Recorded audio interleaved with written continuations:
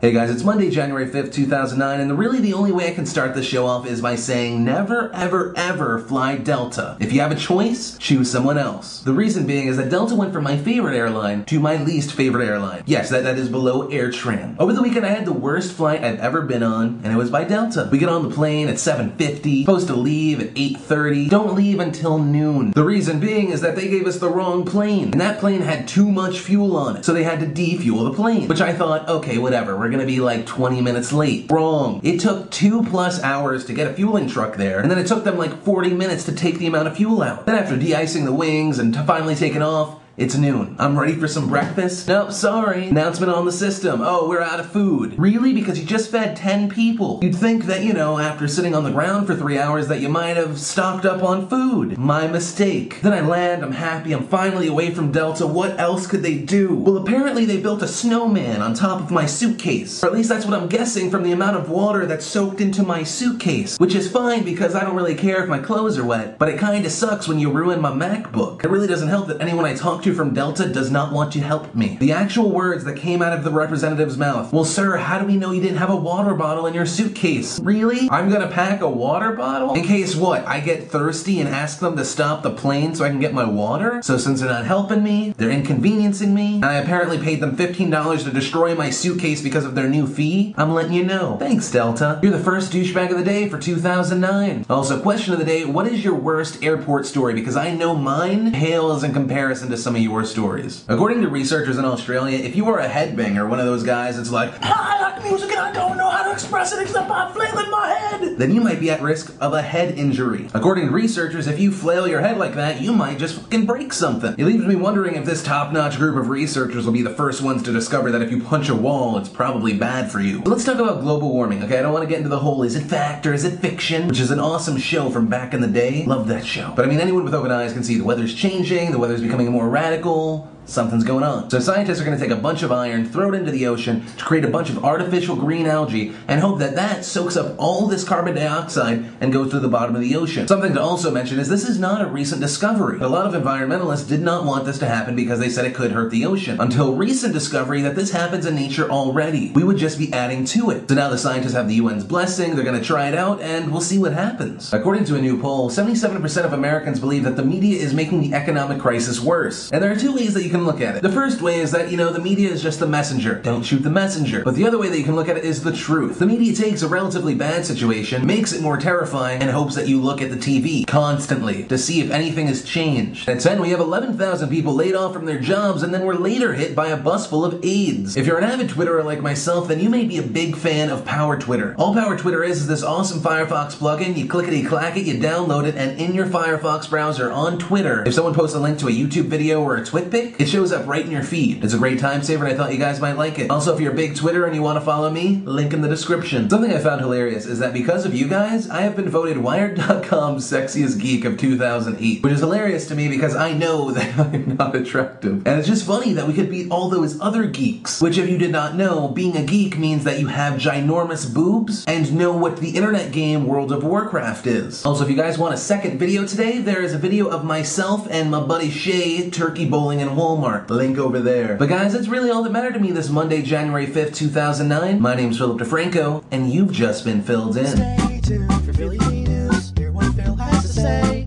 Get a load of some common sense in your douchebag of the day. His name is SXE Phil. SXE Phil. His wisdom will help you get by. SXE Phil. SXE Phil. Make sure you subscribe.